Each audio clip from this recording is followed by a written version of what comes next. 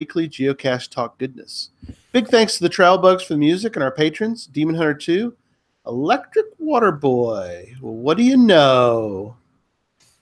Aggie Jedi Master, Antaeus, Joshua, the geocaching vlogger, Nick at Cashley, One Kind Word, Butterfly Girl, Loon Trackers, the Aussie Geocacher, Sodak Zach, the Deadliest Cachers, Terrell 2, Neil Moore, Team D&D, Geocaching Adam, Peachy 1276, the No Code Geocachers, Curiosity Girl, Tick Magnet, Marsipanic, Bricker John, Firesafe, FS Ibero, Geo Rick, Cache Addict Mel, Geocaching Janji, the Geocaching Junkie, Sir Drumalot, Janice, Tricashius, Tom Frey, Rugels, the Bruce Zero, EGK, PBR, Casamaya, Master Sergeant, USMC, Little Gears, Albedo, 0.39, It's Only Barney, Purple Turtles 3, ACDC Family, None of It Tidy, AFK Geocaching, Josh Boggs, Carrot Killer,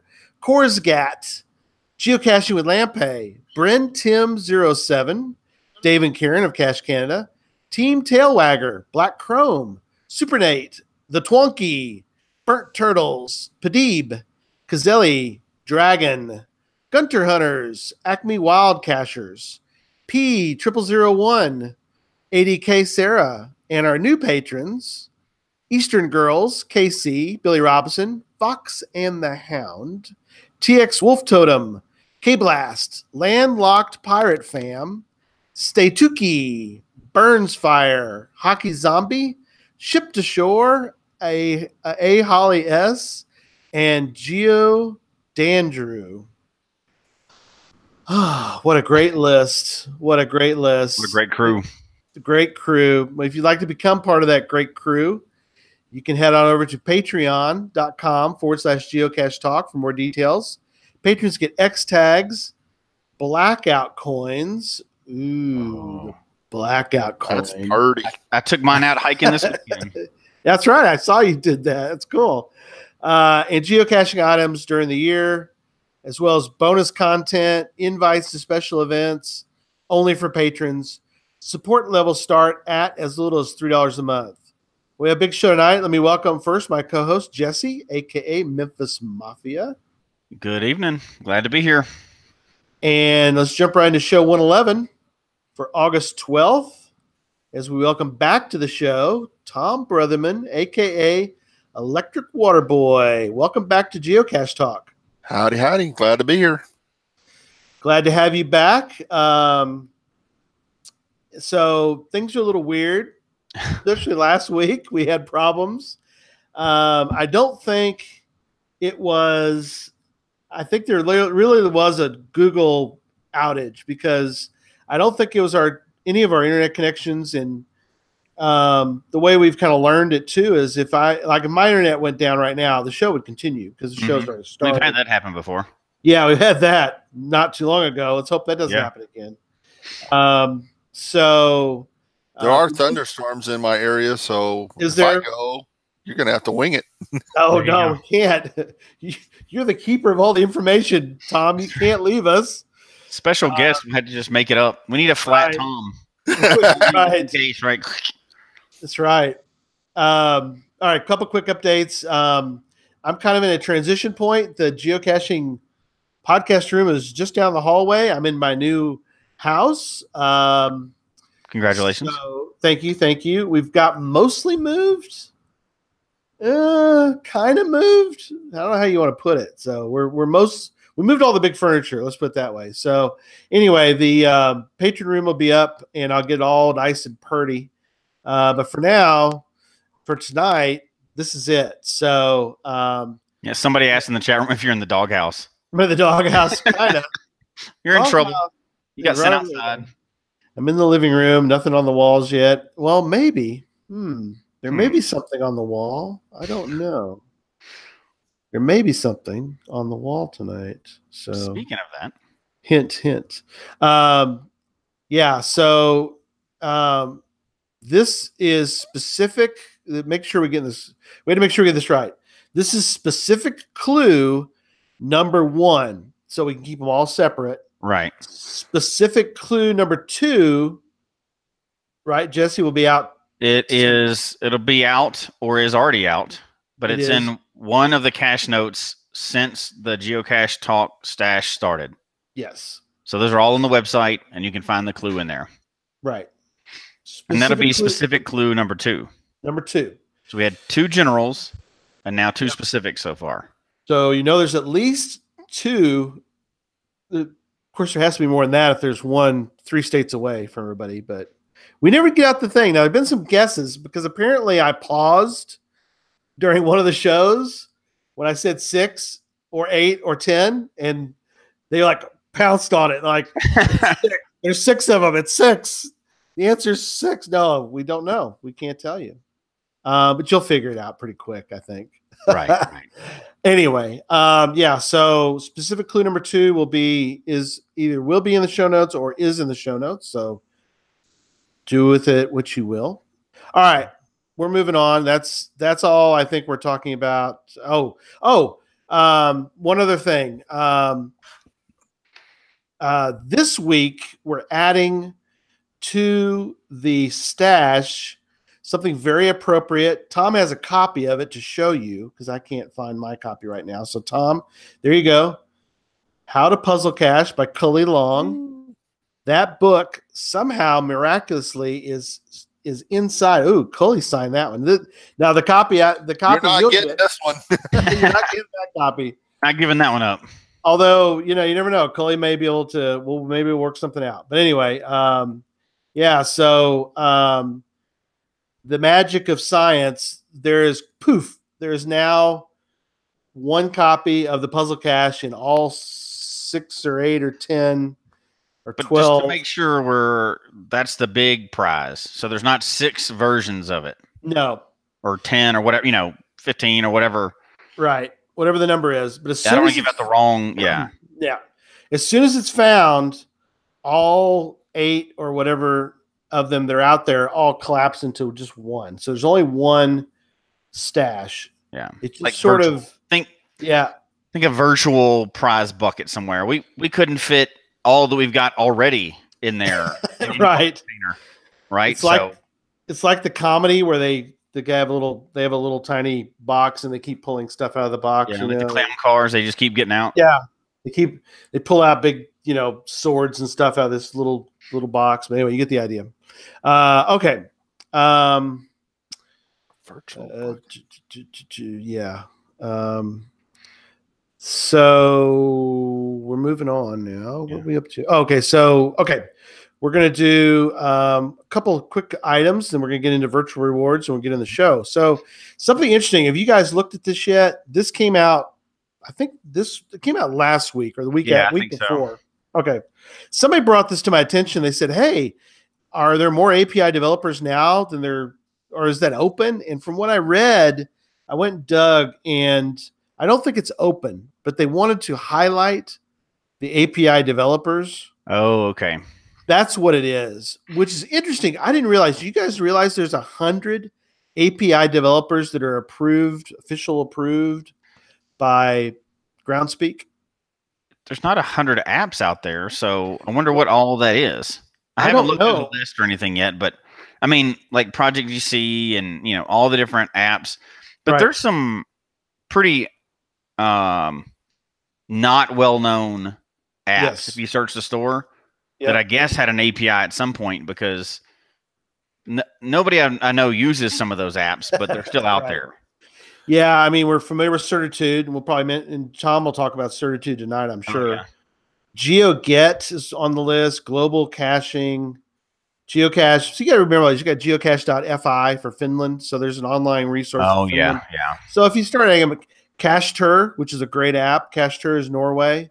So, I mean, they're including. Each one of those have 2 or 3 people, so each one of those people count, or.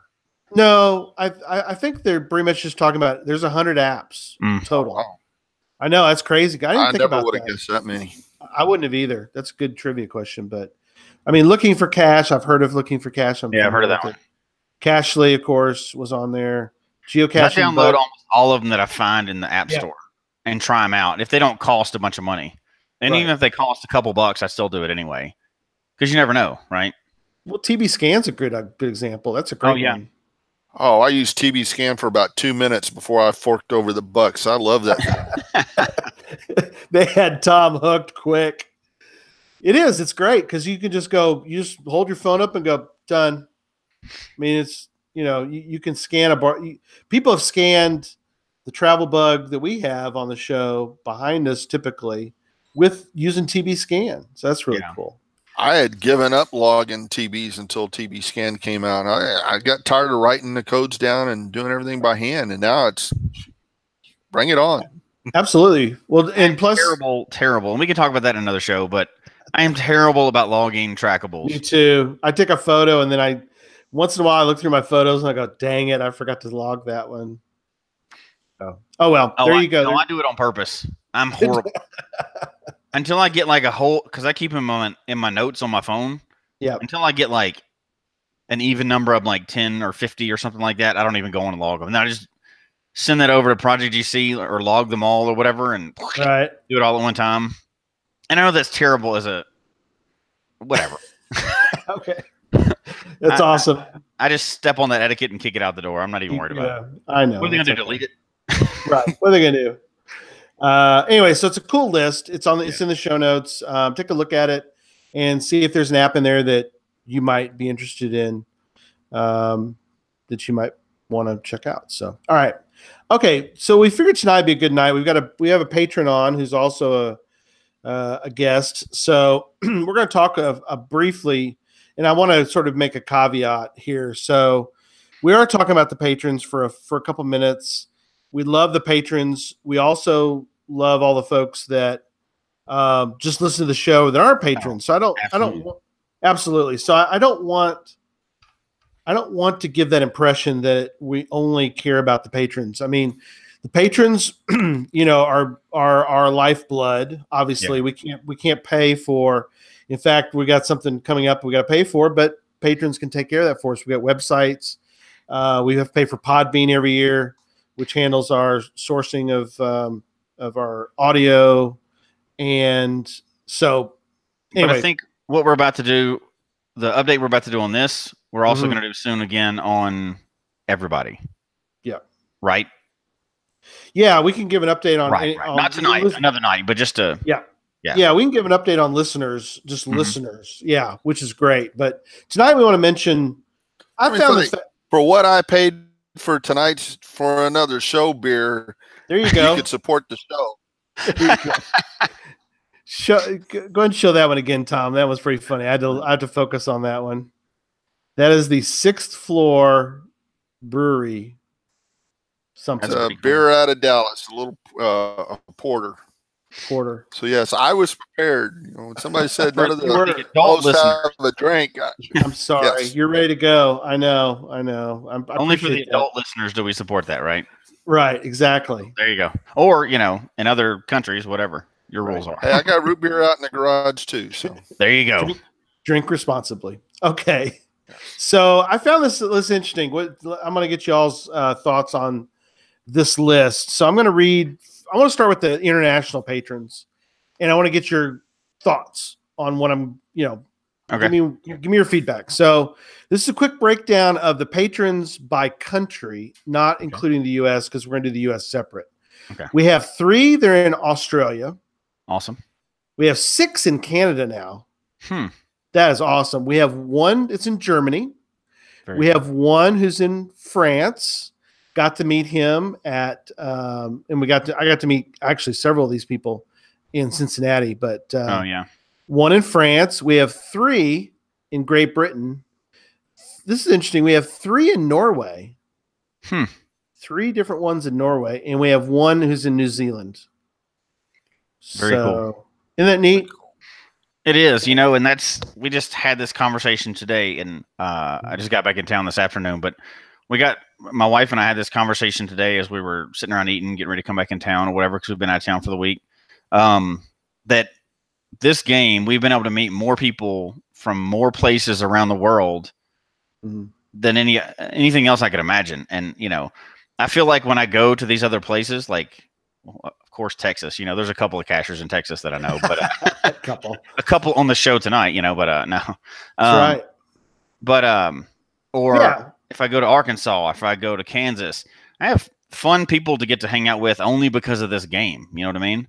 Yep. So when I travel to other countries, I hope to do the same thing.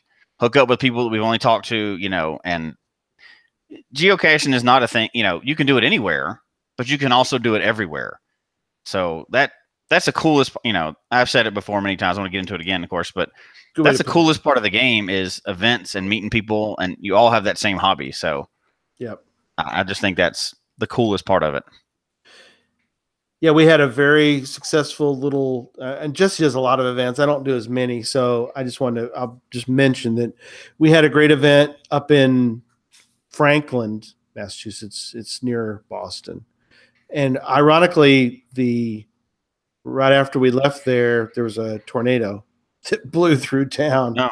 It missed us as it hit Webster, which was really close to where we were, but I don't think any of our group was injured, but it's kind of crazy that we had that happen. But anyway, we had a great group of people come out, young, old, we had everything, and just had a lot of fun together. I gave away some stuff and just had fun talking to everybody. And like you said, I knew a couple of them because of the US Geocaching Hour, but I'd never met them. So it was kind of cool that they came all the way from Rhode Island, in different parts of Massachusetts and all that. So it was fun.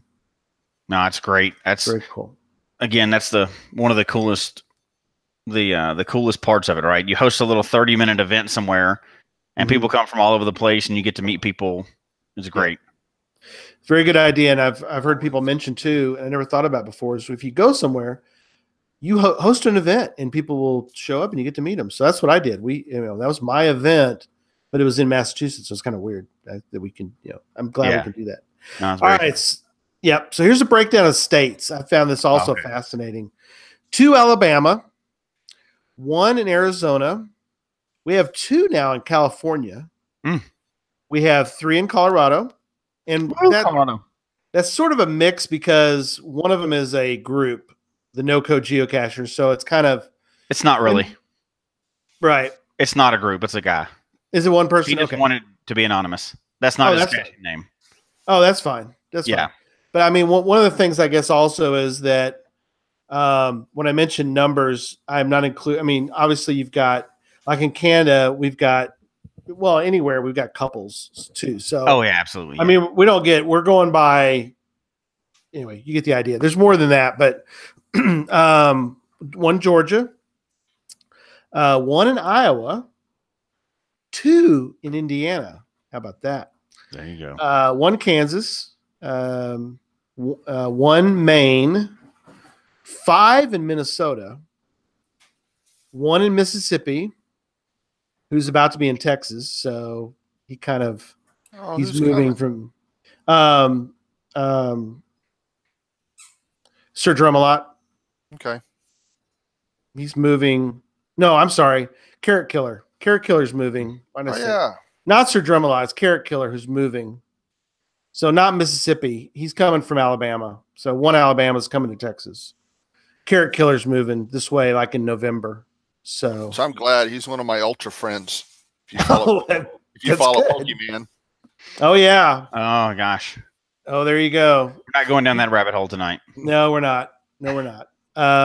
Carrot Killer is also going to the Texas Roundup in November. So it's good for that. 1... where did I leave off? 1 North Carolina, Carolinian, 5 North Dakota, cool. 1 Nebraska, 1 in Nevada, interesting. We have 3 in New York, we have 3 in Ohio, 1 in Oklahoma, 2 in Pennsylvania, 1 in South Carolina, 2 in South Dakota. So North Dakota, South Dakota rivalry currently, right? North Dakota's winning at the moment. So that's okay. Come on, South Dakota.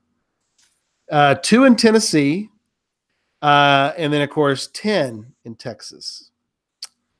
So they're the bell cow. Whatever. Don't be bragging. They're the bell cow. They're the alpha male. But if you divide it by the number of counties in each state, Colorado's winning. So I'm just going to throw that out there. That's correct. 2 in Virginia, 1 in Washington, and 1 in Wisconsin. So thank you all, patrons, wherever you are in the world. And we'll talk about listeners one night down the road. But that's cool. All right. It's a pretty cool breakdown too. Yeah. It's very interesting. So that was cool. And again, thank you all, patrons, for being there for us when we really need you, and you're always there. Last bit of news. Yes. Virtual rewards update. So we're getting very close here. What is it? 12 days left? Something like that. 12 days left to get the virtual rewards submitted. And we broke 2,000, so that's good. Yeah. It really bumped up. 96 out of 4,000 have been published. It went way up. Yeah. It really did. If you think about it, I mean, we broke 2,000. We're not getting to 3,000 though. Do you think we might? No, I don't think we will. I did, and I put the link to it in the show notes or whatever. But I finally got one published. So cool. Me and a buddy of mine actually had one together from a group caching thing. We got one, and we got ours published down in Four Corners.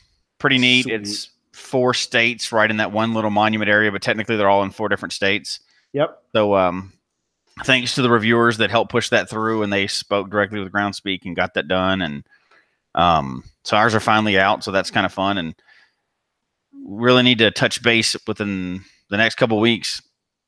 It's almost done. We're not making. I think I picked 3,000. I'm way wrong. So I think that's what I picked. I don't remember now. I didn't write it down. But I'm sure somebody can call me out. But we're not making that. But we did get over 2,000, so that's kind of good. I just wonder where all the rest of them are. Yeah, last week. Please, somebody that has one and is not going to publish it. Well, first of all, publish it. But publish it. If you're not, at least we'll keep it anonymous. Just tell us why you're not going to do it. Yeah, I'm really curious to hear why that is. I've never heard anybody answer that question yet. So, yeah, they're fun. I mean, Tom found one of the first 12 was at the Alamo. So he was you were FTF, weren't you? I was FTF because I was eating lunch right down the street from it. That's sometimes the beauty of FTF. I'm just really curious as to why somebody wouldn't do it, unless it was like a dead account or.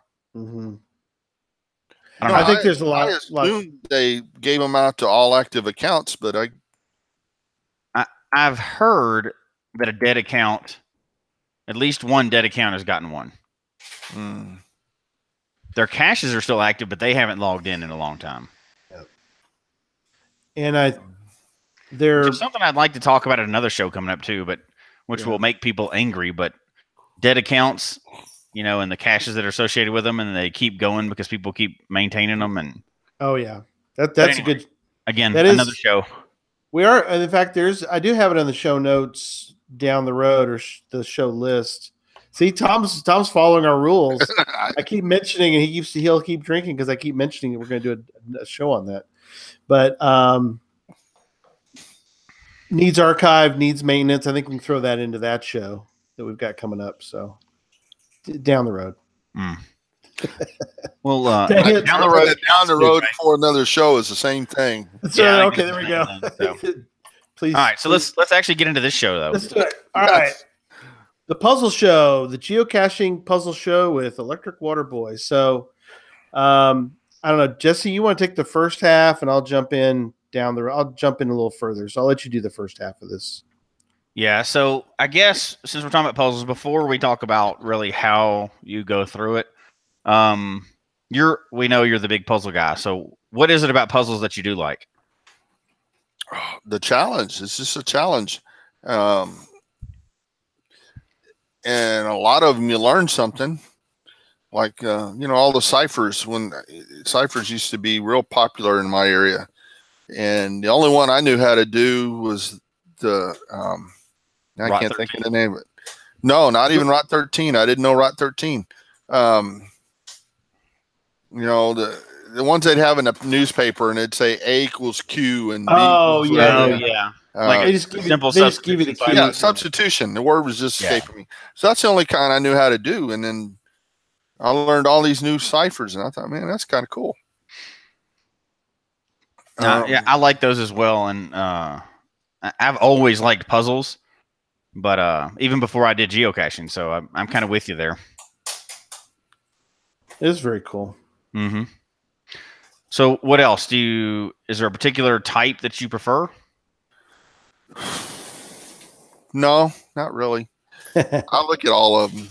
I at least look at all the ones that in my area when they publish, but some of them I don't have a clue about. There was one years ago, I was sitting at the computer and working, couldn't get it. And I asked Cheryl, she's wife's standing over there, so I had to get my brownie points in. I asked her to come over and look at this puzzle. I said, "You know how to solve it?" And she looked at it for about 2 seconds, said, "Yep," and then just walked off. Oh, that's awesome. That's funny. She eventually came back and showed me how to solve it, and we went and got first to find on it. But yeah, she just walked and said, "Yeah," and walked away. That's funny. I don't know how it is, Gary, in your house, but my wife does not like puzzles. She doesn't like doing them. She'll let me bounce ideas off of her, but she's not interested in puzzles. Susan likes puzzles, but she's not really. She likes Sudoku. She'll do a crossword, but she won't do anything like major, like a New York Times type crossword. But she kind of likes them, but I don't know. She's not really. So I'll tend to, like, if there's a Sudoku puzzle that's a geocache, I hand her the Sudoku puzzle. I go, here's the Sudoku. Solve this, and we'll go find us a cache. So I'm just history or medical. She's all over them because she loves those things. But outside of that, she's like, yeah, you take care of that. She loves virtuals. She loves traditionals. She actually hates where I go, even though I hate to say that. But history and traditionals are her. She doesn't like the puzzles that much. So I like them, but I kind of go, I don't know about you two, but I kind of go hot and cold with them. Sometimes I hate them. Sometimes I love them. Right. Go ahead, Tom. What were you saying? I was going to say there was a Sudoku puzzle put out here a bunch of years ago that the cache had been hidden for 2 years, and the guy never published it. And when he hit it, it was a hike to get to. But by the time he decided, hey, I'm going to go ahead and put this thing out, it's practically a parking grab. But that was kind of cool to go find something that had been hidden like for 2 or 3 years before it ever got published. Right. That's crazy. Got second to find on it. Are puzzles your favorite type then, Tom? Yeah, they're my favorite.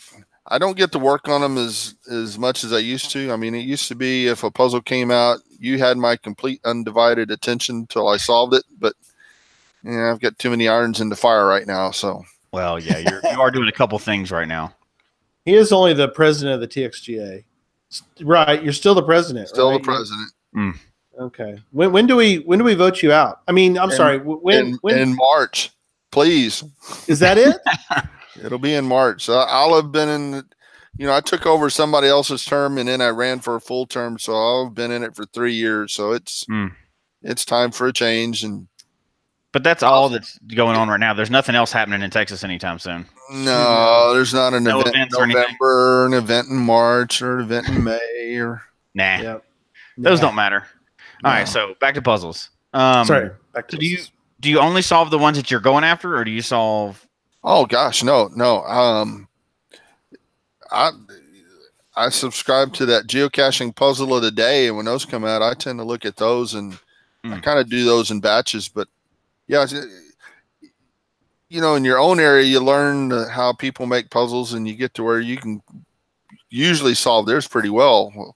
Well, it's also like the caches too. You can find the cache, you learn how people hide stuff. You can find them pretty well, and you think, man, I'm great. And then you go 2 or 3 states away and find out, oh, they hide things a little different here. And yeah, that's true. That's true. It's good to know how people do them in different places. You kind of get a pattern, a little bit of. Some people do have a pattern, but do you ever come upon ones that that totally stump you, or that you need to work with somebody else? Or yeah, there's one we'll look at tonight that took me I think 1.5 years, 2 years to figure out. Oh dear. I didn't work on it every day or nothing. I'd look at it and look at it and look at it, and decide, all right, I'm putting it up for a while. Because, after a while, you start running down the same rabbit trails and oh, yeah, you're not getting anywhere. So you need to put it up and look at it a different day when your thinking's new. So does this happen to you? And you don't have to tell on yourself, but it happens to me, so I'll admit it. I'll solve a puzzle, and in fact, there's a note in our cache notes our show notes for the night. I put the first puzzle I ever solved.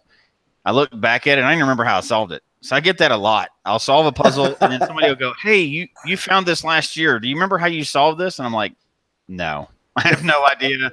Solve it at the time. I don't make notes or anything on it." And sometimes I'll make notes if it's a really complicated one, but I'll throw those notes away eventually. And, well, how did you solve it? I'm like, man, I don't remember. It's been a year. I have no clue. And then I feel like an idiot because I can't help anybody. And I've got quite a few that way, because I've been caching since 2007. You go back to then, there weren't corrected coordinates on the page. There weren't cache notes. And so, yeah, some of the old ones that I solved that were pretty tough, you asked me to solve it today, it'd be like starting from scratch. yeah, I should keep notes, right? If nothing else, it would help me recreate the puzzle if I wanted to do it later. But I know some people do that.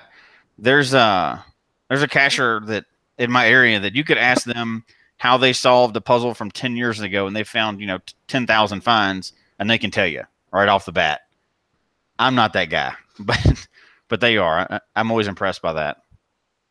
No, I can't do that. There's some you can ask me from way back when that just stuck with me, but yeah, most of them I could have found it today and I couldn't tell you. That's awesome. So if you got one, I think we've got one. First puzzle solved. We want to talk about that one. Sure. I'll put the note in the show notes so people can play along as we go. Right? Does that sound okay? Is this one still active, or is this the one that's it's archived? It's archived. Yeah. Okay. Well, I'll put in the show notes. Spoilers, no cheating. That's fine. Yep. I'll put it in the show notes, but I think you definitely can't put that into. You have to put it into some sort of app, right? Because you can't go to geocaching.com and look up the. Yeah, you can't you? Well, I think if you have it, you can maybe. No, I've done it before, and you can. And I'll tell you. Yeah, you can put a GC code on any of them. If it's archived, it'll still show up. Oh, I know what I'm thinking about. It's on the app. You can't on the app. You can on the app, right? You can do so it does show up on geocaching.com still. Yeah, it shows up in there. Yeah, right. But if you're on your phone, it's not going to show up unless you use Cachly. Cachly will show up, but it won't show up on the geocaching app. But if you're playing along at home on a computer, you can see this one. So, all right. So what was it? What was this puzzle like, and what was it that hooked you about it? Oh, I should mention it too, by the way, for audio listeners to go back. I'm sorry, it's GC10. What was it? X-Files. X-Files 8 Zumba. What is Z? Zone. I think Z is zone.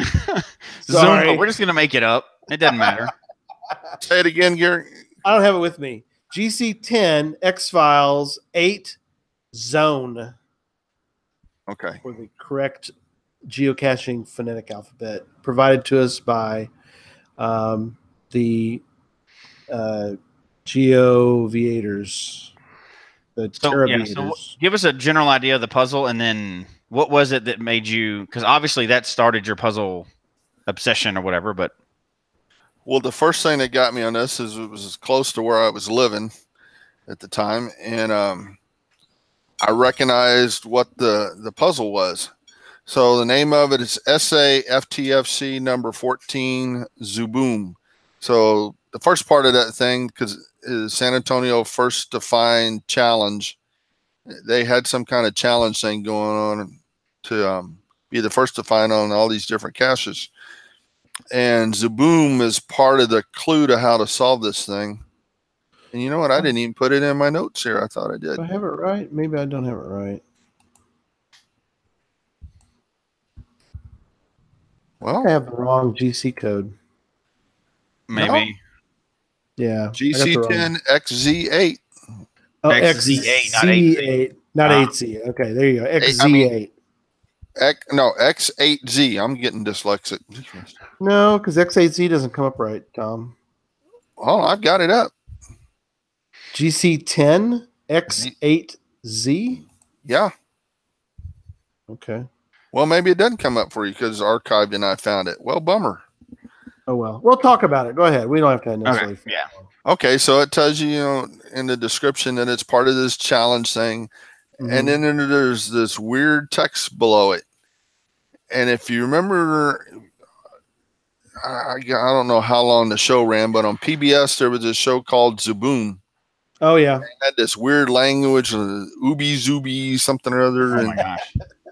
And that's awesome. I think there is a thing online you could plug all this text into and it would translate it for you.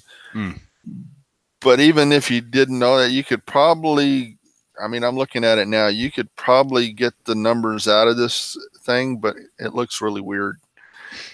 And I thought, man, this is cool. I thought,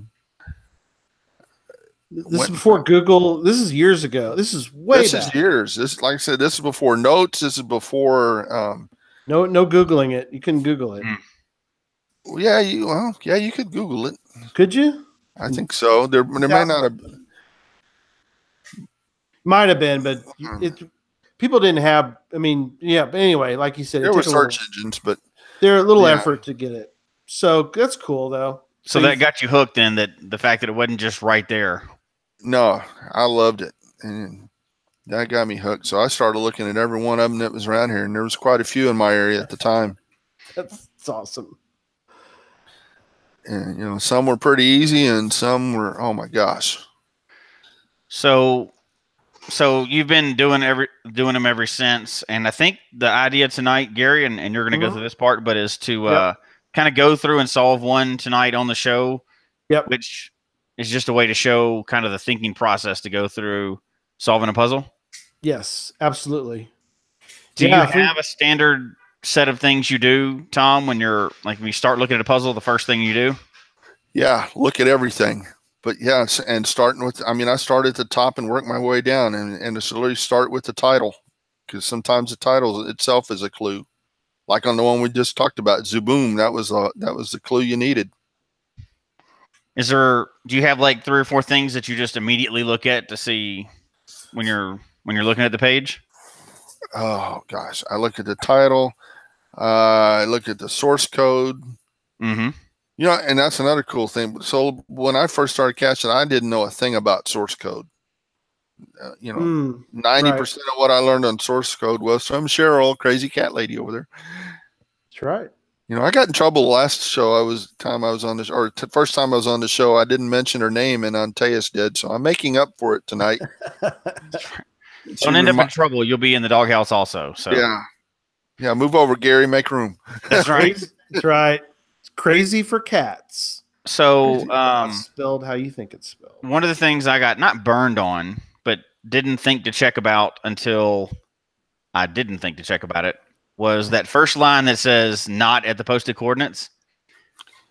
Yes. You just assume that that's true of every single one of them, but there are some of the older caches out there that don't say that at the top, and it's right there. And it is right there. There was one here that burned me for the longest time. It had this weird picture, and it showed like it was in the middle of the highway, and it's on a walking bridge going over the highway. Mm-hmm. Oh. And I thought, man, there's something in this picture. I tried to decode that picture every which way you could think of, and that's the first thing I check on every single puzzle now, is that it says "not at the posted coordinates." You only get burned by something once. You shouldn't really have it happen more than once to you. Right? More than once. Yeah, that's a nice theory. Yeah, I know. Anything else? What about you, Gary? No, I'm like I said, I struggle with a lot of these, and I think this is going to help. We're going to solve one, so I am going to put the actual link in the show notes because for some reason I put it in geocaching.com and it's not coming up. But if you use the link, it's in the show I'm going to put it in the chat room right now. Okay. So the chat room will have it, and then again, it'll be in the show notes. See, go ahead and go ahead and click on that, folks, and it's in the chat room. And we're going to kind of go through at this point. I think we're going to kind of let Tom kind of walk us through.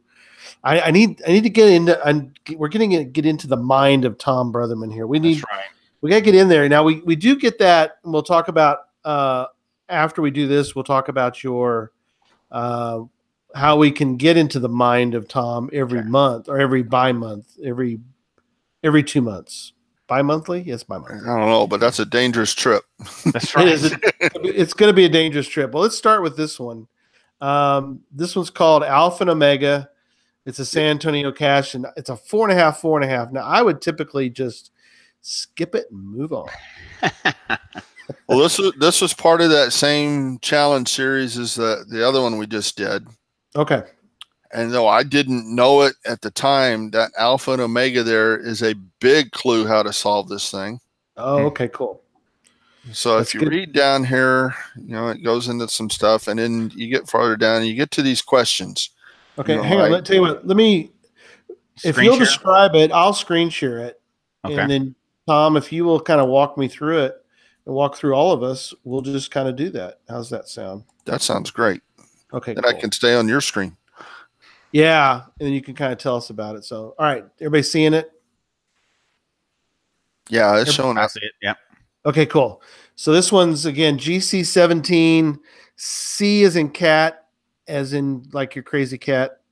Or container. Wife. One of the two. Container. X-Files 4. You're just making them all up tonight. I love it. I know. Well, I mentioned about crazy cat lady. That's his wife. So, all right. So walk us through this one, Tom. This is a good one. Like you said, we kind of interrupted you. I'm sorry. That's all right. Keep going. All right. So up there at the top, you see Alpha and Omega. That's a clue that I didn't know at the time. Right. All right. So scroll down a bit. Okay. Get to the description. Yep. So, and there's the thing Jesse's looking for. The above coordinates are not correct. And then, all right, get back over there.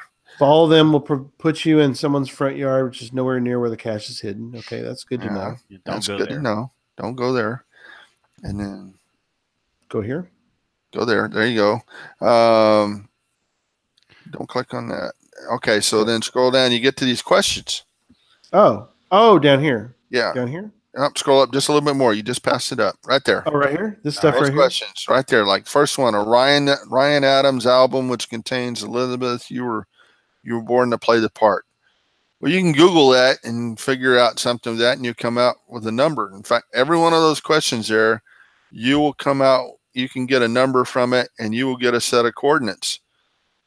And when you plug those into a map and look where it's at, right, it's kind of in the middle of the lake. And then, so go down just a little more. Okay. Let's see. Don't try until you first validated your answer. Mm-hmm. And then note the cache. Look at that note there. Cache is not located in, on, or underwater. Oh, okay, cool. But I just told you it's in the middle of a lake. Right. And it's like, and there's not an island there or bridge or nothing. Okay. So it's like, what dadgum? What's the deal here? I know I answered all these questions right. And I would work on this. And finally I got with the CO of it. And I said, all right, I've worked on this forever. You got to give me some kind of hint. And he gave me the most useless and helpful hint at the same time.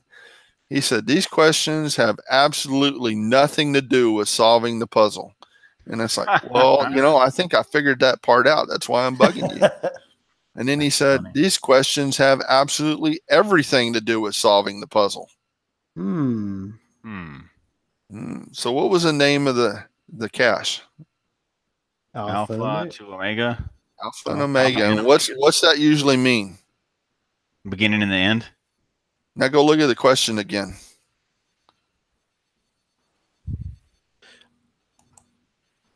So what do we got here on the question? A and then Adams part Just do the beginning to start with. A Ryan Adams album, which contains Elizabeth, you were born to play that part. Just stick with just the very beginning of each question.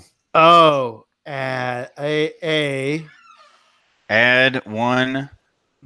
ADD. 1 MINU 1 minute. Huh. Add 1 minute. So and the first letter of each side, add 1 minute. Add 1 minute. Now go look at the other side. The end. 2 POSTE posted numbers. To posted numbers. So you're just adding 1 minute to the posted. You add 1 minute to those posted things, and it'll take you to the cache. Oh, wow. That is slick. It took me, I'm serious, it was a year and a half where I figured that thing out. And I was sitting in a vendor's office because we're waiting for somebody to show up and help move stuff. And so I was killing time looking at this thing. And I think people 3 offices away could hear me scream when I figured this thing out. Well, and that's funny too, because you notice the questions, and I saw this as odd, but I didn't think about it, and I wouldn't have, because they're centered. They're not left justified. No. Like normally you'd have a list straight up and down, but if you did that, it'd be easier to see that. It's real easy to see. That's funny. That's cool. I like that. Cool. And then it gets better. So we go to ground zero. When we could see the cache hanging up in trees, a little piece of wood hanging on a wire in the tree. So I climb up the tree and get the thing. There's an obvious end open. So I open that thing up and there's more coordinates in there. I thought, well, I didn't know this was a multi or whatever. Oh my God. So write the coordinates down, get down the tree, and it's like 100 yards away on the other side of this baseball field. And so we go over there, and I can see this bison tube hanging.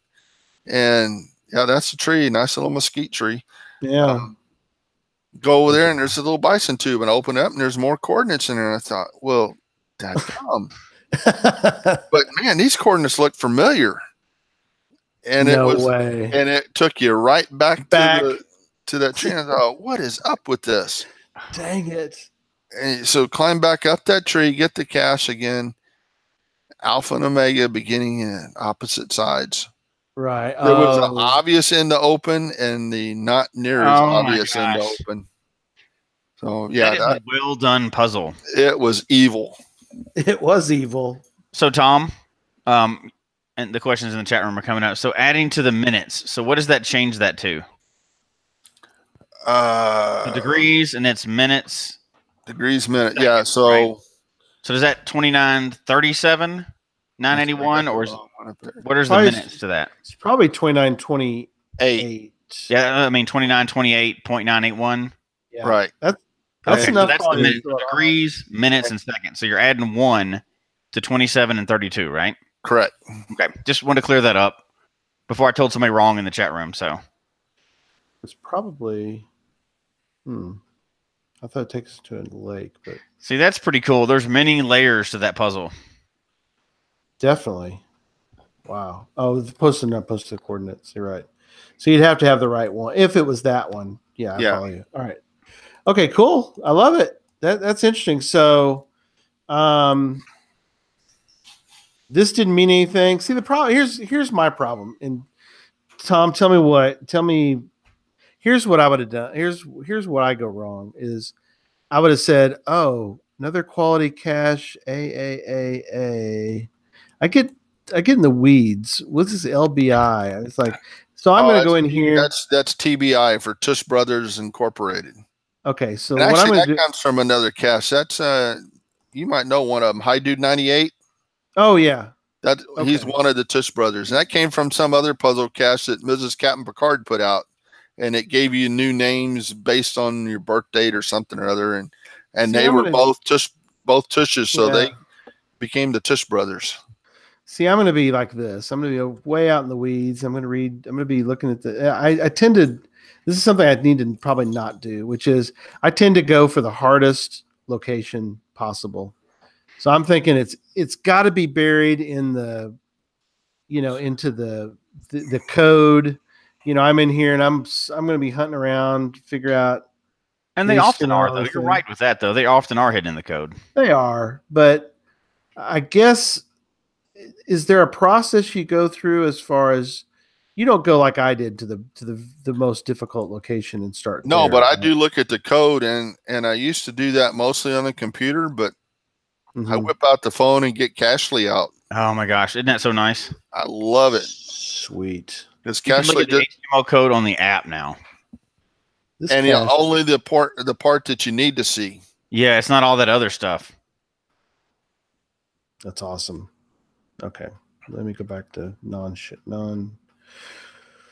Okay. Well, we'll keep sharing for a moment. Let's go down now and let's talk. We'll talk through the questions. So let me quit sharing so we can get people to. Oh, I do have that A = 2. I did tell you to do that one. Okay.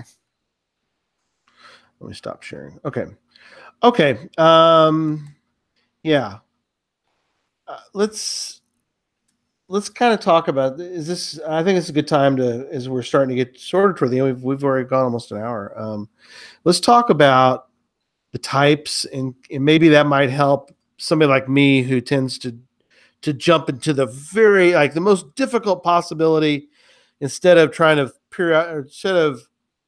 thinking through or using some sort of method of going from sort of easy to hard instead of diving into the most difficult and hunting around and getting lost in the weeds and stuff. So there's different types of puzzles, and I guess, Tom, does it help to try to, I mean, I'm sure it does, but do you try to determine the type of puzzle you're looking at first? Oh, yeah.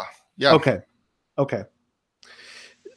Obviously, if you can do that, you might be able to kind of get your bearings better. So when I was first starting out, just question kind of puzzles were the popular things. You know, You'd see a lot more of that. Now you tend to see, at least in my area, a lot of them where there are pictures and you have to identify who's in the picture. Oh, okay. Using certitude. You plug it in and answered, and if you got the right answer, it'll give you the coordinates.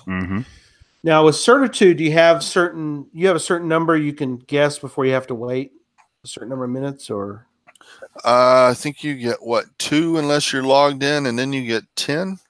Okay. And then you have to wait a certain amount of time before you can start again. 2 hours or something. Something like that. Okay.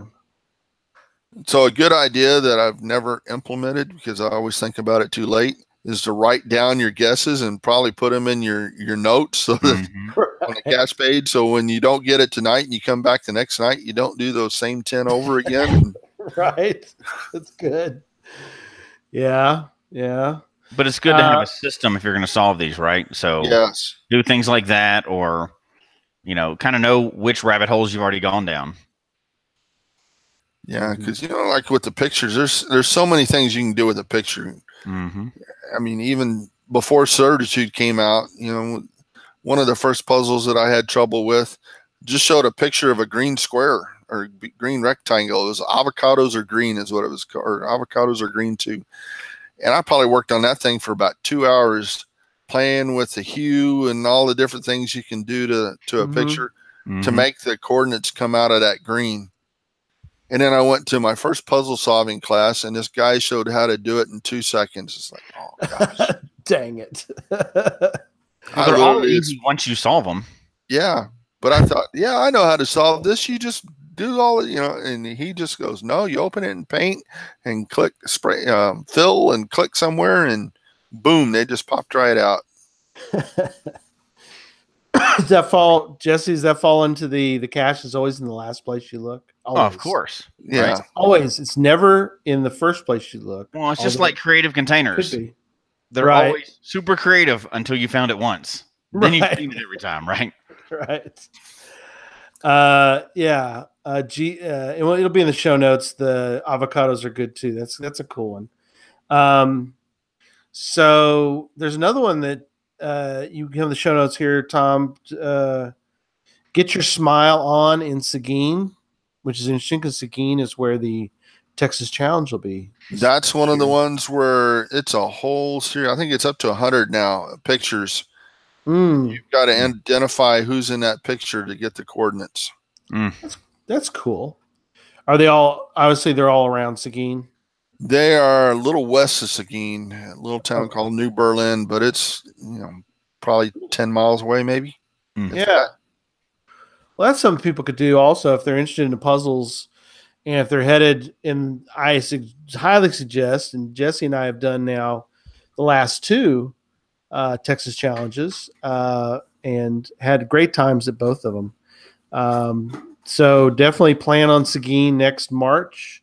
And in that case, you might, if you're interested in puzzles, you might want to go find these puzzles. They're kind of cool. They're cool sounding. So yeah, everybody I know who's went and found them really enjoyed them. So it's not like you're looking for a micro 30 feet up in the tree. They're all decent size and where you can get to them. Oh, cool. Might be a couple of them. I think you might need a pole or something, but you're not going to fall to your death from a tree or something. Well, what fun is that? What fun is that? Well, that's the interesting. That's the interesting thing, and this is a good time to mention this too before we go any further. Is what is when you're hiding a puzzle, and this kind of I think probably falls into where I goes in all sorts of different kinds, unknowns of any type, but or challenge caches as well. I don't know how you guys can talk about. Correct me on the challenge caches, but the difficulty, the terrain is even terrain. Difficulty of a puzzle cache it's a true puzzle cache. I know it's still a question mark because we don't have a separate icon yet, but you're doing one. The difficulty is, in my opinion, I always look at it as that's the puzzle difficulty. That is correct. Okay. Puzzle difficulty or actually finding it, right? That's where it gets tricky. Finding the container. That would also, getting to the location, that'd be terrain. Finding the container or finding the coordinates would be the difficulty part, in my opinion. I mean, that's the way I interpret that. How about you, Tom? Do you when you look at a difficulty of a puzzle, are you pretty much think it's the difficulty of the puzzle? Did we lose Tom? Did we lose him? We might have lost Tom. We may have lost him. What is the interpretation of Tom's frozen? That's got to mean something. What is that? He's doing a puzzle for us. No, I'm kidding. So that's good. We lost him. So he might come back. He might come back. Yeah, in case he's not able to come back, I would say, and it's funny. He's trying to reboot. He just sent me a message. Okay. So difficulty is finding the actual cache. Okay. Or solving the coordinates. Okay. And then terrain should be the terrain of that cache, not anything else. But I have had people get quite offended because I had a challenge cache. Yeah. A little separate, right? But a challenge cache, and it was like, to qualify for this challenge, you got to do, find 100 whatever, right? Right. So that should have been the hard part of it. But then I also hid the container hard. And they got all kinds of mad. Like, how dare you do this? Right. They want an LPC. Like, I dare because it's my cache. Don't find it if you don't like it, right? Right. But because they're so used to finding LPCs. Not everything is supposed to be that. And I think I even said that on the cache page, right? Like, this is also hidden hard. Right. Right. But in case we don't get him back in time. Yeah. That's okay. So I wanted to ask him two things. One, kind of if he could lay out, and might have to put him in the cache note in the show notes or whatever. But going through mine real quick, not at the coordinates. Then I look for source code, like he said. Yeah. Then white text. I always look for white text on every cache page, whether it's a puzzle or not, because I do that all the time. So I know other people do. That's a good one. Is you highlight the whole page and look and see if you've highlighted something you can't normally see. So that's a good trick. And then, like he said, the name of the cache. That's one I always check, and then the name of the cache owner. So if you've hidden many caches, it shows up with your cache name, but you can change that to anything you want. Sure, it doesn't affect anything. It's just one more place to hide information on a cache page. Because I've done that before. That was the hint to solve the puzzle was who it was hidden by. Who was hidden by. And it ended up being like a quote that if you know who the quote was from, it was obvious what the next part was. But if you didn't look at that one little part, you never would have gotten that part of the hint. But that's good. I mean, like I mentioned, one hint that I've gotten before is that you can change the cache published date, which I didn't realize you could do that before.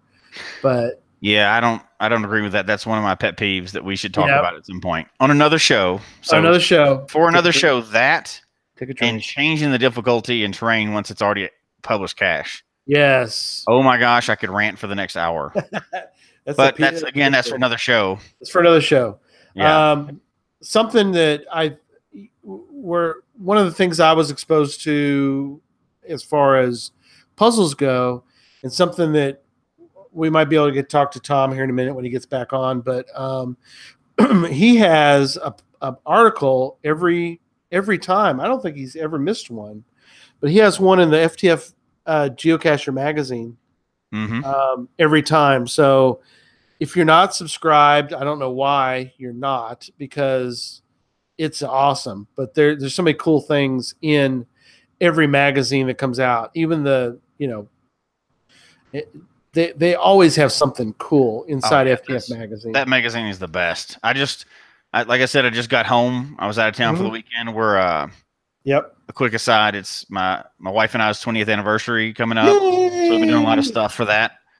This was our out of town, the only time we could go out of town this month. So I came back in, walked in, and my FTF Geocacher magazine was sitting right there on the counter. I was like, oh, right there. When? Yes. Right there waiting on me. So that was awesome.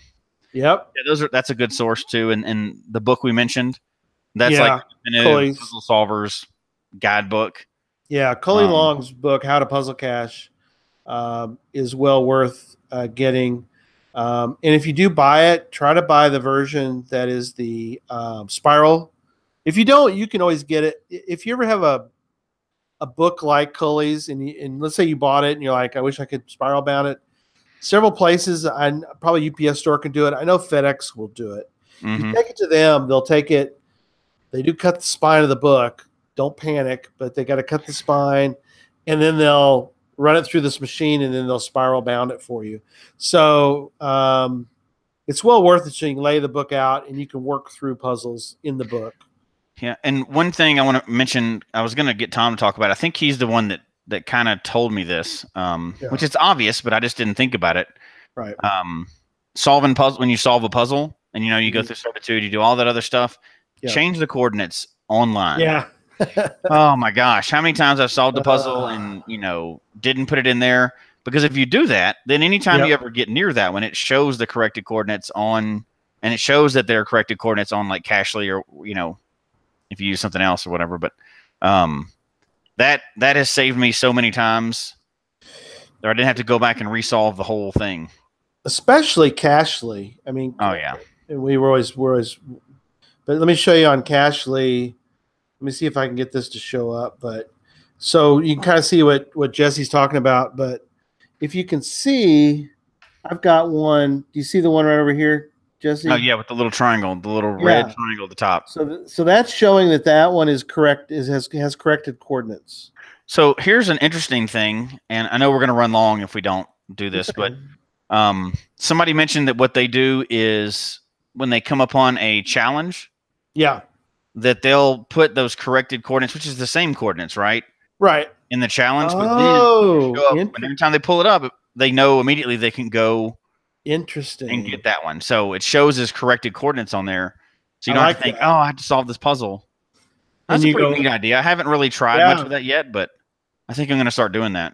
It's sort of like putting a check mark on that unknown cache. That way this one's done. That way, like you said, if it's in an area where you're maybe not normally going to be at, but you're going to go to later, and you get there and you're like, what is this? You're like, oh, this one, for whatever reason, is either solved, or I can go ahead and it means I can go walk up and get it. So right. That is good. That's really good. Cool. There are a ton of things you can go look for nowadays. We've done puzzle shows in the past with Jennifer of Team AJK. There's some good resources that Jennifer has. I suggest you can go find any show that Jennifer's been on. She's been on our show. She's been on, Geo Gearheads. And so very important that you go, check those out. And so, that's there's a lot of cool things out there. So anyway, all right, good deal. So we might get Tom back. If not, we'll have him. Obviously, have him on again if we have to. Have him on again. Talk about you could do a whole podcast just on puzzles. You could have a whole puzzle cast, right? Puzzle show. Puzzle cast. Trademark. You got it. Cheers. We call it. All right. No, so we're talking about AR caches a little bit. Yeah, just real quick, because it kind of falls under the puzzle category. I wanted to remind everybody that, if they haven't found an AR cache, go find one. I think September 6th is the last day that we know they'll be here. Yeah. So according to the release that came out, you can publish them up to September 6th, I guess. Yeah. And that's the trial period. So that's not that far away. You're talking like 3 weeks. Yeah. That's not far. So if you're going to put one out, there's Tom. Here comes Tom. Tom made it back.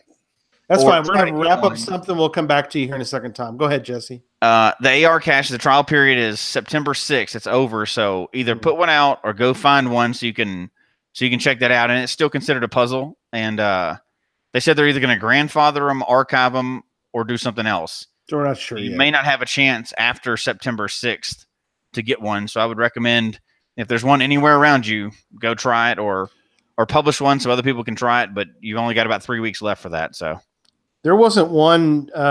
This one wasn't near Tom, Electric Water Boy or Crazy for Cats, but they drove all the way over to Greenville, Texas to do an AR cache. And I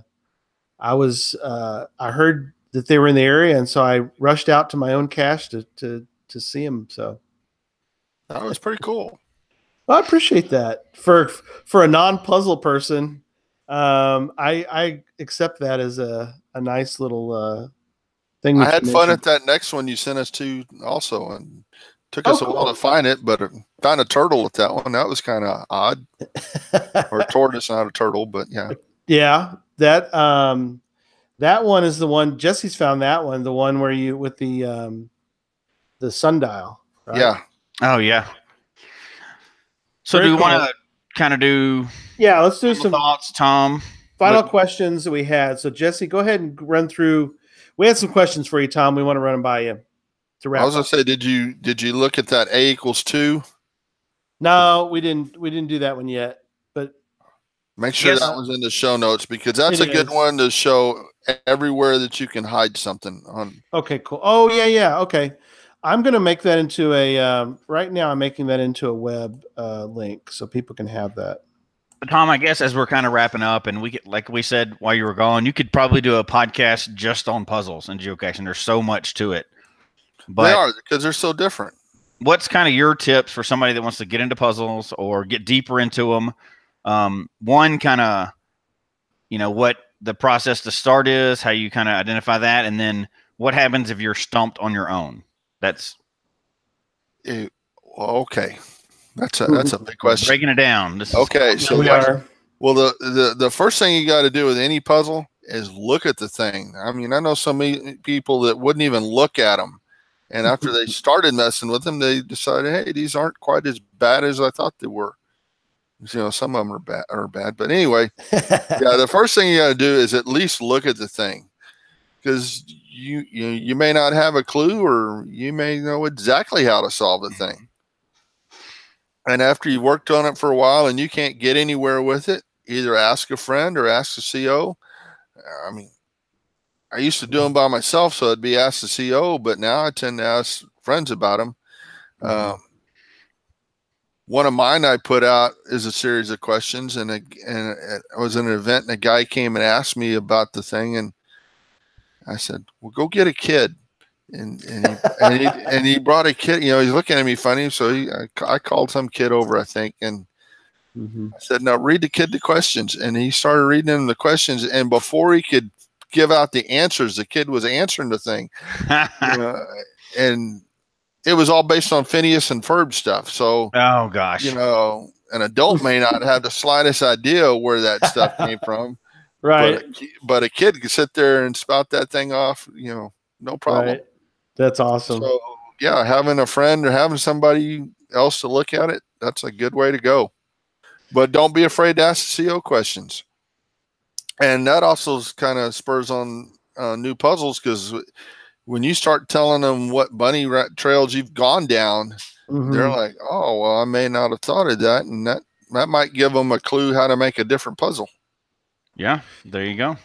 I had a quick question about FTF Magazine. We already talked about FTF Magazine and touted what we love about it.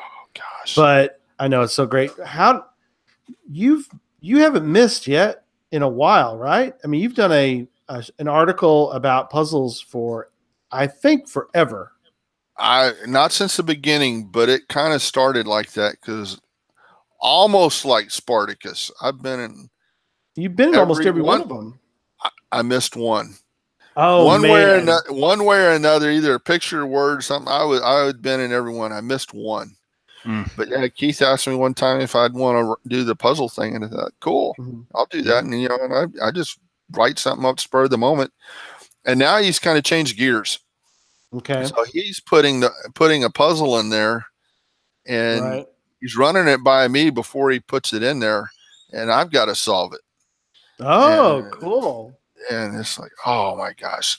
So if you've got your new issue here, that one was a little tricky.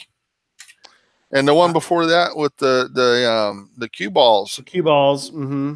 The billiard balls, he had some issues. I noticed you helped everybody because he had some problems with that's the one where he had it. I believe he had it in the thing, but the publisher cut off stuff. Yeah, and some got messed up. Yeah. So he redid it in there, but that's one I went down probably 5 or 6 different bunny trails how to solve that thing. Wow. And the clue is right there on the page, and that's a good thing there because you don't have source code to deal with on that, so you've already eliminated one major headache. There you go. Right. Well, we're going to wrap up, so we'll go around the room, give everybody a chance to kind of give some final thoughts. Let me give mine, and then I'll go to Jesse. Tom, I'll let you finish up, and then I'll give sort of a wrap up of upcoming shows and everything. And so one thing I think for me personally is something I've learned from your articles and all that is, like you said tonight, is study the page first. Don't go racing down the road until you know which road you want to race down, which I tend to just dive in and go, it's this way, and it's like, well, wait a minute. It's that way. Survey the area first. Take a good survey. Make some notes before you get too crazy about it. Then you can start going down the trails. But take them. I guess the other thing too is, and Tom, you can probably back me up on this idea too, because I've seen this in our little GTS stash, is that people will tend to overthink them a little bit. Maybe they go to the most difficult spot. The 45th word that Jesse said on that show, was 5, which means that if you take the letters FIVE and you add them together, then if it equals to, it's like, no, it's not that complicated. Don't make it more complicated. Don't take this as an insult, Gary, but yeah, geocachers aren't that smart. We can't come up with stuff that complicated. No, I think it's actually they're too smart for their own good. Well, no, the solvers are, but the puzzle creators tend to they don't go that far. I think like you said is that 99,999 out of 100,000, whatever it is, they want you to find the cache. I mean, I know there's some jerks out there that probably don't want you to find it. There are some that don't. Definitely. There are some, but it's rare. Most people who make a puzzle cache want you to find it. So you have to go into it with the idea that they want you to locate. It's like us. We want you to find one of these, 10, 6 geocache stashes. We want you to 50. Find it. 50, right. There's one in every state. We want you to find. How many lines are on that wall behind him there? Yeah, how many walls? Yeah, how many lines? So we want you to find it. Mm-hmm. So anyway, to wrap up my comments is just, for me, I need to take my time. I need to look through and not go crazy and just take it a little bit at a time. And I think also, like you said before, Thomas, maybe run it by a friend or something and see another geocacher and get maybe some thoughts on them as well. So, all right, we'll go over to Jesse for some of your final thoughts tonight. So, kind of echoing something of what Tom said too. Don't be afraid of puzzles. There's definitely some puzzles out there that you can solve if you're not a big puzzle fan. But solve some puzzles, and then the second part of that is once you've solved a few, and still maybe it's not your thing, I would say get together with somebody else if you need to, but at least publish one puzzle. Just so you see kind of what the hider's going through. You can see the process. You can see what makes a good puzzle or not. That'll actually help you a lot with solving puzzles in the future. You can see the ups and downs of, kind of the puzzle from the other side. Plus, as well-rounded geocachers, we talk about this a lot. You should definitely try to publish one of everything so that you're seeing, not just because you're adding to the community, but you can see the other side, and it gives you a lot more in-depth view of geocaching as a whole. So solve some, go hide some, and don't be afraid to ask for help. That's what I would say. Yeah, and the more you solve, the easier they get. Mm-hmm. Usually. Just like geocaching. Yeah. Yeah, once you've seen a nano, you know what a nano looks like, so you can kind of know what you're looking for. If it is a nano, unless you've seen one, it really helps when you actually see one. So, all right, absolutely. So Tom, what are your sort of your final wrap up thoughts for tonight? Yeah, you got to look at everything. You got to have some friends. You got to have some tools. Google is one of your friends.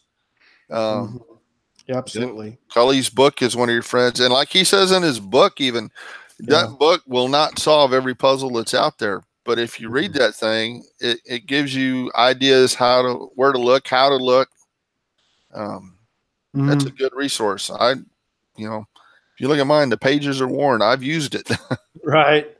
Well, I like the way I like the way he laid it out, in the fact that you can kind of, it's almost like you're going through a class, right? I mean, you start at the beginning. You don't have to, but you start at the beginning. You can kind of go through, and you can jump around. But if you start sort of the beginning, you can sort of solve the ones he gives you, and then you can kind of work forward from there. So. Yeah. And I like that puzzle caches are changing too, because the latest thing we've got, it's these AR caches. Those weren't around. Something new. So what's going to come out a year or two from now? There's always something new coming out. So absolutely. Very cool. Awesome. Well, Tom, thank you so much. We'll definitely want to do this again sometime. Maybe we'll cover a different angle. I think would really be good to do.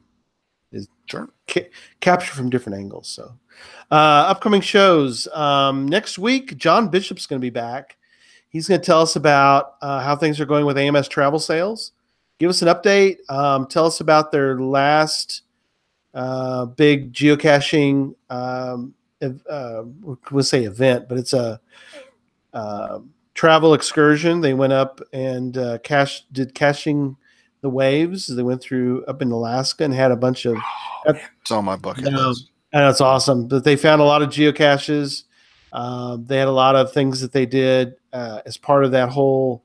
And that's the great thing about AMS Travel Sales is they are geocachers, and so not only are they going to get you to cool places, they are geocachers. Therefore, this is perfect because they're going to get you with other geocachers, and they're going to places that have lots of geocaches. And so, like this last trip, he'll tell us about, I know, but they got to go to headquarters, and so they kind of do a lot of the planning for. Obviously, their travel company. They do the planning for you. They're talking about Costa Rica coming up. Very interesting. Ooh, that'd be cool. Mm-hmm. Yeah, it's something to think about. And he also does a lot of other travel areas, and he can help you if you ever book anything through them. They will get you. They'll get you the GPXs for your GPSRs or whatever you need. So they has a lot of tools. So anyway, John's gonna be on the show. We're gonna talk about some different items and different ideas about combining your traveling with your geocaching. So we're looking forward to that. In 2 weeks, Land Monkey's going to be back. I don't know who's scheduled this thing. No, I'm kidding. Who is this guy? Who is this guy? No, Jay's going to be back. We're really excited. Having Land Monkey back on the show. Went to Iceland and beyond. The dude went everywhere. He went all the way to Estonia and got to meet John Paul and just Sweden. He has lots of stories about his travel. So we're looking forward to hearing about caching in Iceland and caching over in that cool part of the world, and just how neat that was, and just get us all like, wanting to, because I really want to go. And then in 3 weeks, we're going to have on something fascinating. I'm really looking forward to this show with Roger Woods. Roger is a cacher who is in a wheelchair, and he's going to give us a whole different perspective on geocaching. Mm-hmm. And we're going to talk about his geocaching, because it's a perspective that we really, I think, don't hear enough about, is those that are disabled, and what we need to do from a geocaching perspective to, give them options, because they want to geocache. They don't want to have their disability, be a burden on their geocaching. They want to have that opportunity. So we had a lady came to our event. I didn't get a chance to talk to her about it, but I think she'd be interesting to talk about. And she has one arm, and so geocaches with one arm. And so I really didn't get a chance. We got so busy, but I'd like to talk to her sometime about her geocaching and what are some things that she encounters and all that. So looking forward to Roger and hearing about that. So anyway, all right. Well, we hope you enjoyed the show tonight. Email us your comments at geocachetalk@gmail.com. Don't forget to follow us on Twitter at Geocache Talk is the show's. Mine's at Gary Slinkard, one word. Instagram. We've got a lot of good stuff. Geocache Talk or Memphis Mafia. Jesse's been putting a lot on there, and I put one video recently. I know you got to see it, and Jesse puts videos out there pretty awesome, pretty often, right? Try to. I like Instagram. Yeah, so we're really trying to do a lot on there, so it's cool to see and to follow. Facebook.com/Geocache Talk. Show can be found on iTunes, Stitcher, TuneIn Radio, Google Play, as well as the Geocache Talk website, geocachetalk.com. Don't forget to click on the subscribe button below. Hit the bell so that you can get reminded on a weekly basis. And tell your friends about the show. Get them involved in listening and watching the show, and it'll be awesome. And until next week, don't just talk about geocaching. Go solve a puzzle. And log your will of 10 on Woodstock if you're going. Log your will of 10 on Woodstock. Boy, that was out of the blue. But yeah, definitely do that. If you're going, I don't want ones that are just to make the numbers go up. I want go will of 10s. But if you're going, or if you're thinking about going, if you got at least a plan in place, or at least an idea, go ahead and log it, so we know we want to get excited about this. So I think we're all excited anyway, but I know I am. We want you to get excited. I know you're on the planning committee, so it's perfect. All right. So go solve those puzzles and go find those geocaches. Good night, everybody. Good night.